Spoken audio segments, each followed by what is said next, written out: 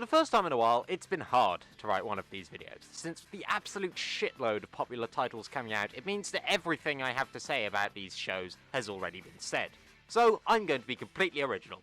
That's right, I cut my teeth as a connoisseur of lesser-known indie anime. So it's my duty to talk about shows that came out this season that no one is talking about.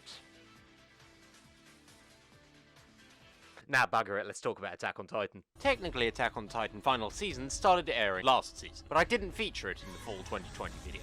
But as I was rendering that aforementioned video, I decided that I'd maybe check out the first of those 4 episodes that had been released, and then I ended up watching every episode that was out at that point. I want to stress I'm a preacher of the benefits of delayed gratification, but with Attack on Titan final season, I would find myself binging it every time I watched it. Holy shit, this feels climactic. Every character is fleshed out as much as possible, whether they be returning or new, and every faction is explored and justified, no matter how easy it would be to treat them as villains. Also, holy shit, I actually like watching Eren now. Eren's never really been anyone's favourite aspect of Attack on Titan before, but now he can do the most dastardly shit and I'm just excited to see him. Instead of feeling like one half of a season, this feels like 4 seasons worth of content, and in the best possible way. Now, I'm going to show to you my emotional experience of watching an episode of Attack on Titan final season through the medium of Wojaks. When I'm watching the show, my face is somewhere between this and this. I could be feeling like this before I watched the show, but I could still end up looking like this or this. Though often I look like this about 20 minutes after I look like this, for reasons that aren't Attack on Titan final season, and I have very poor impulse control. A few years ago, if someone said that Attack on Titan was their favourite anime, people would just assume that they've only just started watching anime. But if someone said that Attack on Titan was their favourite anime now, I don't think that anyone would be as quick to dispense with the insults. But with all this hype over Attack on Titan final season, it is easy to forget that this isn't the only thing MAPPA have put their name to this winter, as we continue with their best show of 2020 if you haven't watched Dorohedoro. Now, I've mentioned I have a few problems with Jujutsu Kaisen, but while watching the second core, it all just kind of clicked for me. It's clicked with me so much, I'm actually regretting saying that God of High School had better animation. Also, the music started popping off as well, giving me Taku Iwasaki vibes at some point. And as for what's featured in this core, we see new types of Jujutsu, such as Return to Monkey Jujutsu, Level 1 Extended Mags Jujutsu, and Easy Premise for a 70s Fast Jujutsu. While the main 3 characters continued not to show any signs of working for me until the last few episodes, there are still some characters who are interesting to watch, namely Gojo and Toro, although Sukuna takes a literal backseat in this part. While I can't see myself watching any further continuations of Jujutsu Kaisen, this show has achieved a level of consistent quality within 24 episodes, whereas the vast majority of shonen battle anime will take years to get to this point. Now, word on the street is that Netflix are giving the movie Chicken Run a sequel.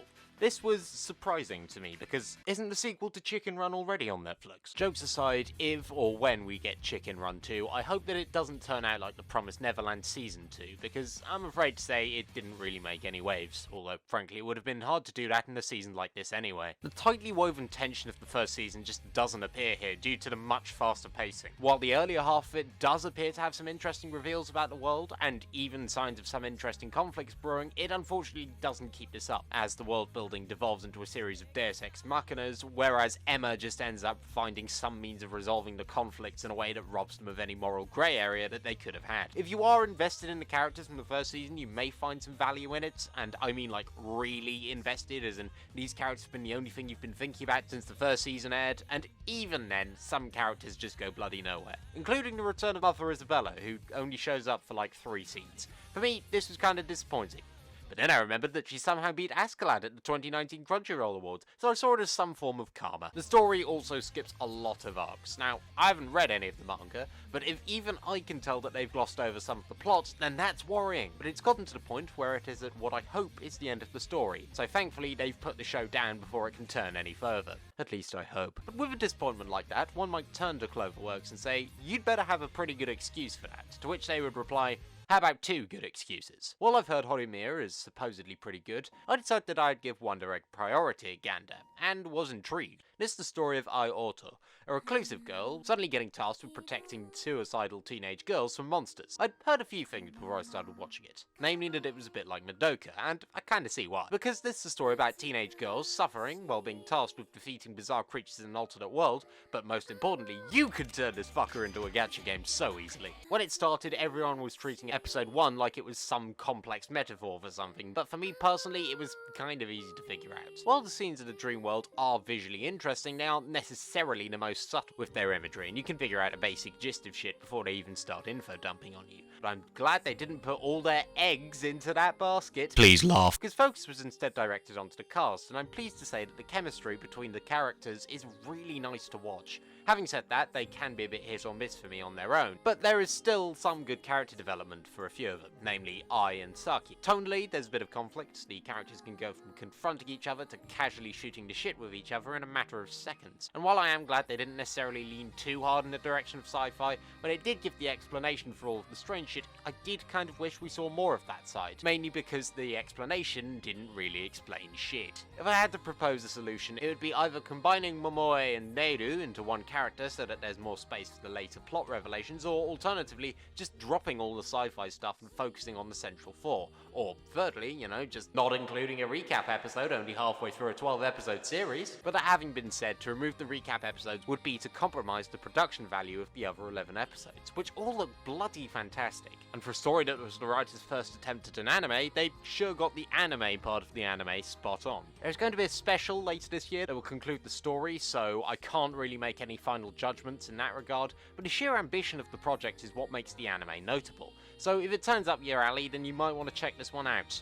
Or, just wait until the inevitable gacha game gets its anime adaptation. The second half of ReZero's second season was the other notable sequel that I watched this season. This is covering the same arc as Season 2 Part 1, but with a slight twist. You see, I like to refer to Season 2 Part 1 as the end-shaddening of Natsuki Subaru, but this part I refer to as the end-shaddening of literally everyone else, including the characters who were already chads. This may be down to the fact that this season is structured a little differently, since the focus isn't entirely on Subaru, and instead it goes between multiple subplots, but this allows for things to be all the more satisfying when they all come together. Another thing that's different is the importance of consequence, which means that the characters actually have to change based on the events that befall them. If I did have to levy a complaint, it's that it didn't present much of a change up from Season 2 Part 1, as the action is either in the Sanctuary or Roswell's mansion. But having said that, I'm realising that isn't much of a problem, because Season 2 Part 1 was fucking amazing, as is this part. Now that we know a little bit more about the world and the characters, I'm going to be really interested to see where Season 3 ends up going. And now comes the point where all the ReZero fans point and laugh at me, because I have to endure the wait for another season for the first time after I initially ignored the first season. Oh, the bitter irony.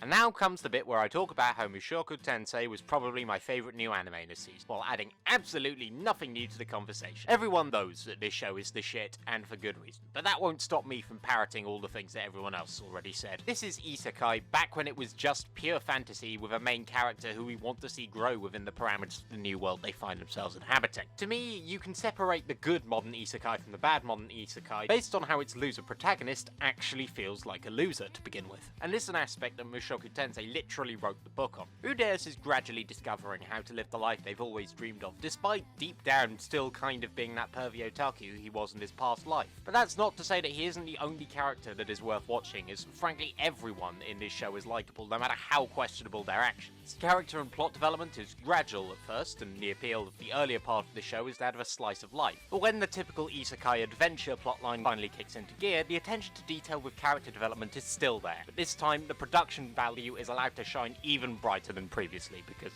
that is some good production value. And if I want to say one final thing, I guess I'd say that I dig the inclusion of more mature themes without rubbing it in.